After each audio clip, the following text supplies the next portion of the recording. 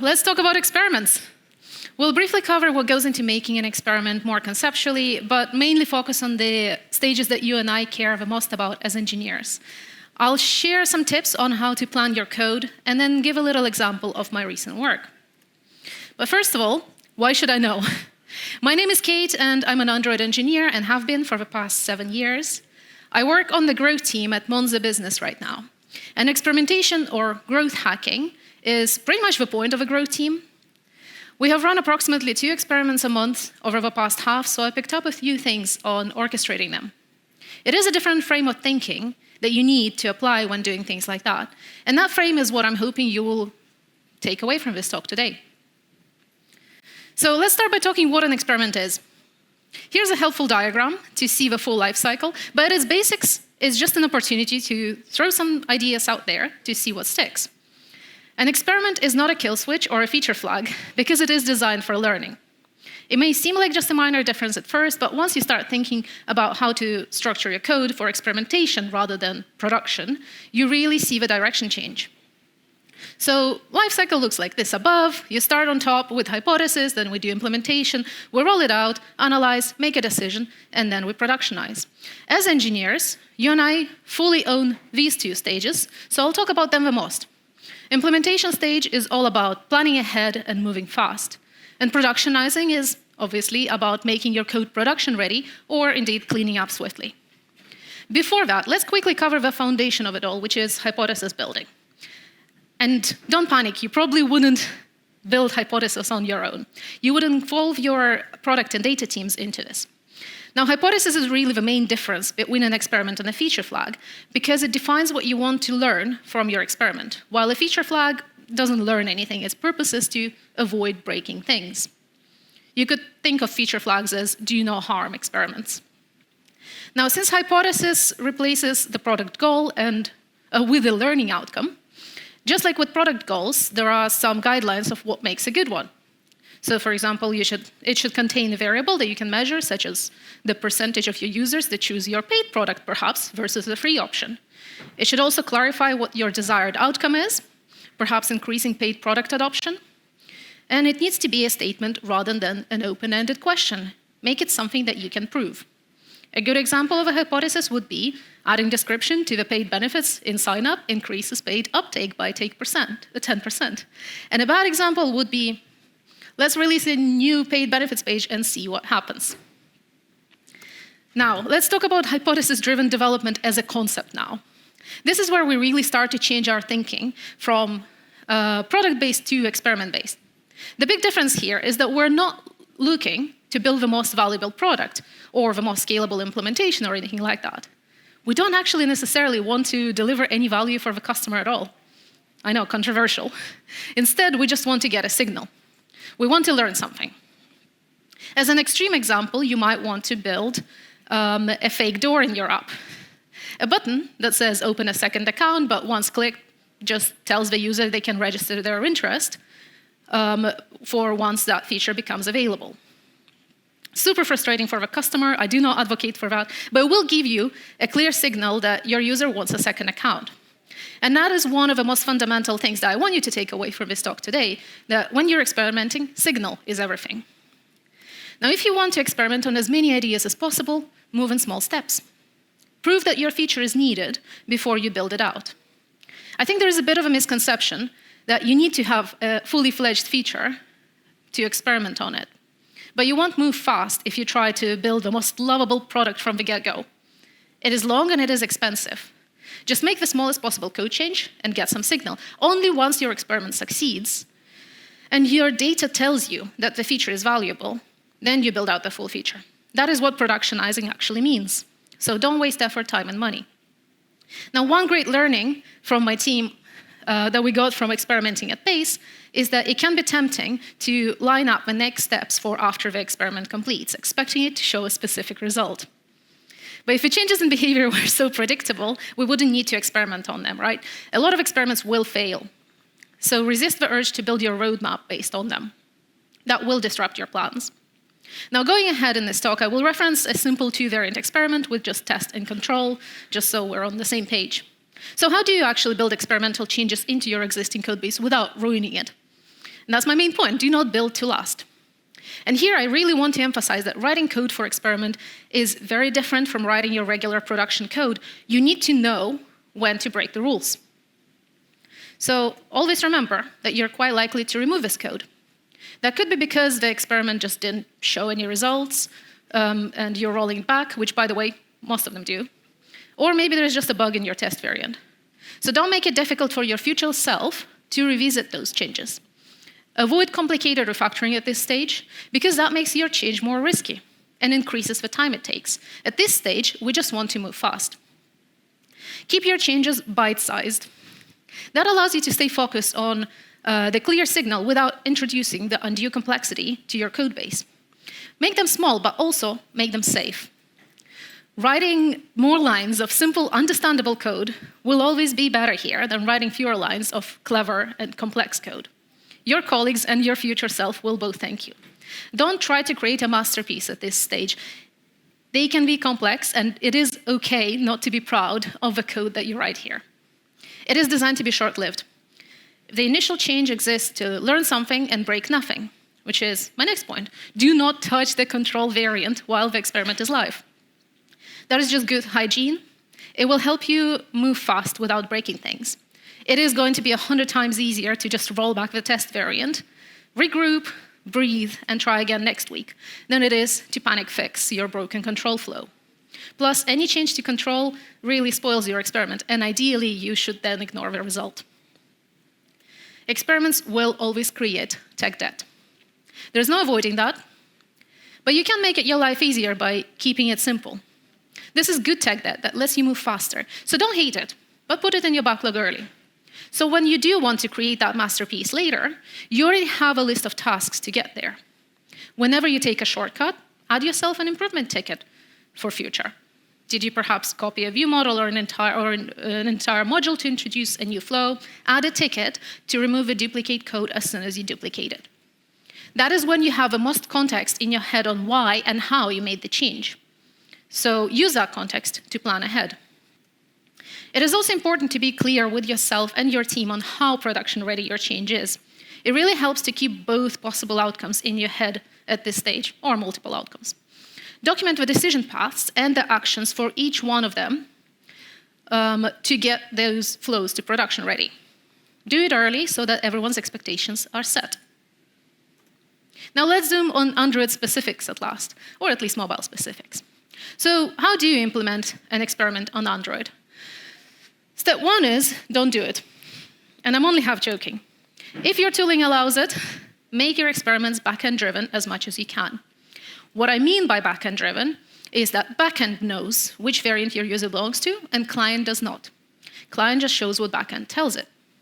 The benefit of this is to, of course, decouple your experiment cycle from your release cycle of the app, but it also helps to generally de-risk your change and make rollback easier.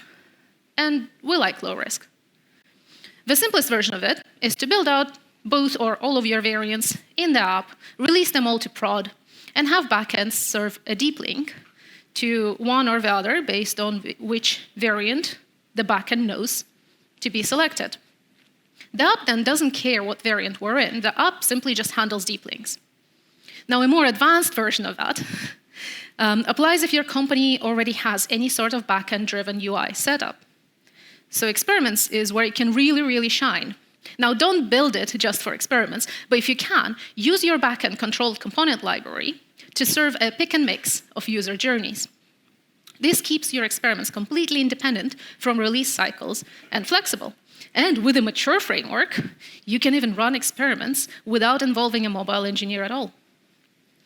Now, the alternative is, of course, read experiments assignment on client and have client decide what happens next. And then you need to think about how and when the client gets that information. So you wouldn't want to be making an API call every time you need to evaluate whether the user is in test or in control. Now, a good approach to that is call your experiment on point on login or after the app has been inactive for a long time. Now, you might be tempted to do it more frequently, maybe every app kill. But my tip is not to overdo it. It is very important for user experience to have consistency. So if, say, your product listing page looks different every single time I land on it, you will not learn anything about my behavior. You will just annoy me So read your experiment and cache it while you're still running the experiment. And lastly, centralize your experiment decision-making. I basically mean create an experiment repository.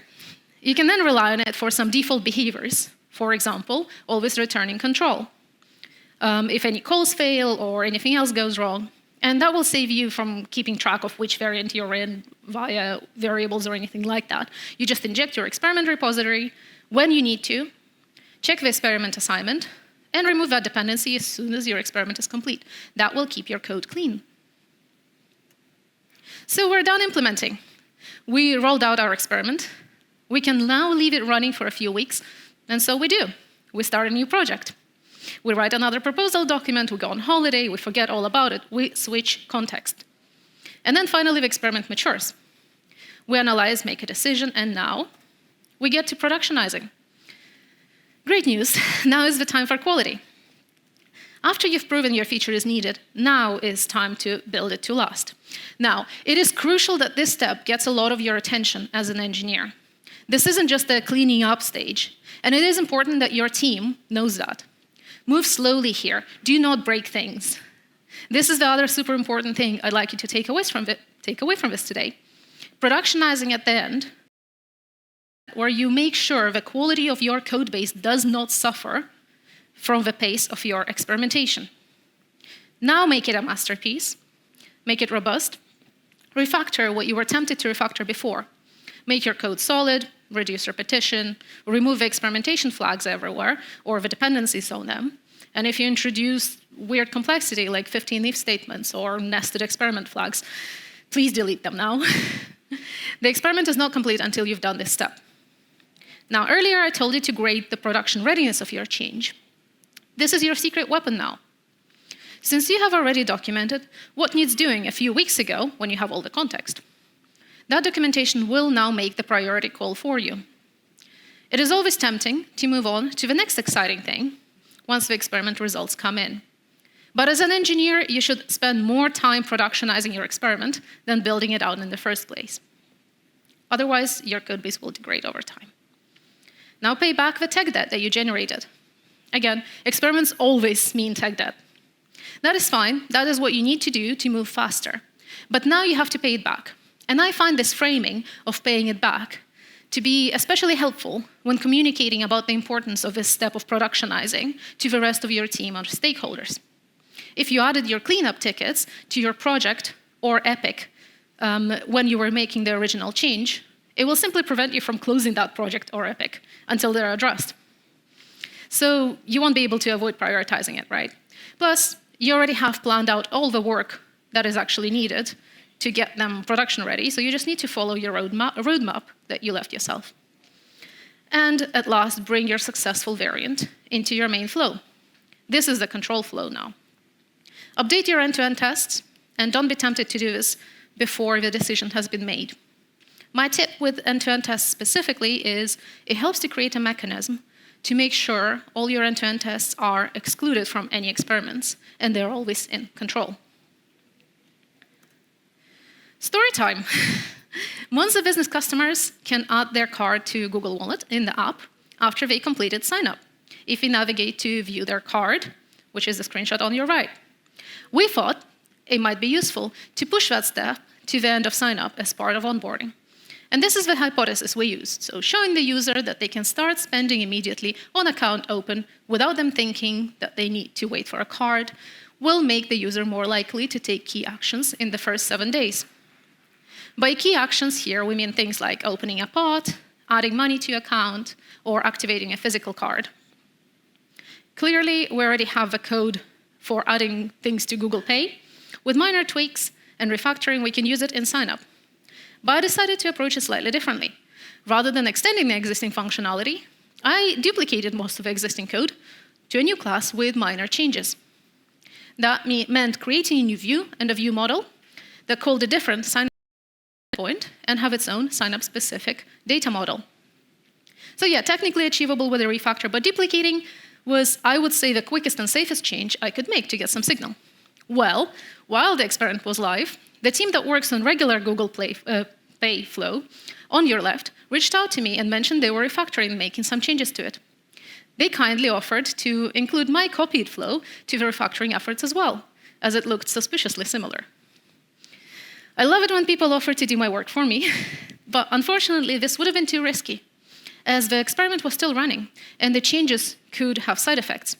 So we left my copy alone, as it was, made a plan to refactor it in the future, put it in the backlog, but very importantly, the Google Pay team then continued their work unblocked, since my experimental code was completely isolated. So by duplicating some code, not only do we protect the experiment, but we can ensure that we do not introduce any unexpected dependencies for other teams either. So win-win. I went back to my team and told them that the production readiness of experiment has changed, so there will be a bit more work when it succeeds. And so what did the experiment do? It failed. Users added cards, but actually engaged less with the app in the following 30 days. It is difficult to say why that is. Most likely adding a card to mobile wallet is just not a top priority for newly formed businesses and doesn't actually unlock anything useful for them. It's hard to tell. But what it meant is that this is what my productionizing step looked like. I simply deleted the class, and there was virtually no refactoring involved. Simplest productionizing step I've ever done, to be honest, while the quality of codebase was preserved completely. Again, I didn't block anyone, and no one else affected my live experiment. They completed their refactoring, and we don't talk about it since. So, if you take away anything from this talk, let it be this slide. Experiments are good tech debt. They let you move faster, but you will have to pay it back. Don't hate it and don't try to avoid it, but do try to keep it simple. It really helps to plan early and add improvement tickets as you go. This will reduce the toll of context switching once the experiment decision is reached in future. Having more code that is simple will always be better than having less code that is complex. Remember, the experiment can go either way. Make dumb and fast changes early, be clever later. You could be revisiting this many weeks from now, so keep it easy for yourself. Refactoring early will make your changes riskier. More can go wrong. So minimize the scale of changes you make as part of the experiment. Optimize for cleanup. Reduce complexity and reduce risk early. Introduce complexity when it is officially worth it. And lastly, expect surprises. Keep your experiments small and independent. Set expectations for productionizing before you start rollout, because that's when you have the most context. Do not build your experiment results. It sounds simple, but you would be surprised. If you were so sure, why are you experimenting, right? This will cause disruption when the experiment results surprise you. And, excuse me, make sure your experiments do not interfere with each other when you're running them in parallel. Keep things tidy. And that is all from me today. So talk to me about running experiments or about Monzo. There's my LinkedIn, email, and Twitter, or just find me on exhibition floor, probably somewhere near the Monzo stand. Thank you.